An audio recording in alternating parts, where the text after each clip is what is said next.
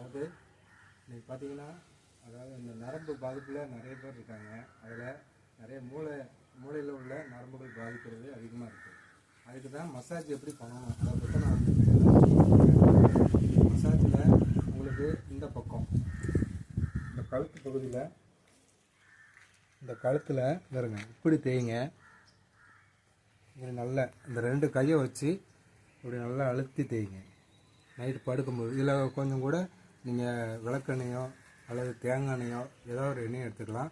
எடுத்து ஊற்றிக்கிட்டு இந்த பாருங்க நல்லா அப்ளை பண்ணிக்கிறேங்க. அப்ளை பண்ணிவிட்டு இந்த இதில் நல்லா அழுத்தி தேய்ங்க.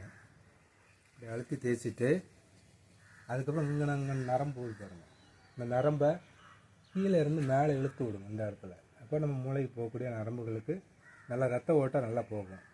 இந்த இடம் அதாவது எங்கெல்லாம் வலி இருக்கோ அது வரைக்கும் ஃபுல்லாக இழுத்து விடுங்க. அதே மாதிரி ஆப்போசிட்டில் இந்த நரம்பில் இங்கேருந்து கீழே இருந்து மேலே இழுக்கணும். மேலேருந்து கீழே இழுக்காதீங்க. இங்கேருந்து மேலே அப்படி நல்லா இழுத்து எங்கெல்லாம் வலி இருக்கோ அந்த இடம் வரையும் ஏதாவது வீக்கங்கள் இருந்தால் நல்லா தேய்ச்சி விடுங்க. இப்படி தேய்ச்சி விட்டு வந்தீங்கன்னா அதுக்கப்புறம் ஃபைனலாக இப்படி தேய்ச்சிருங்க.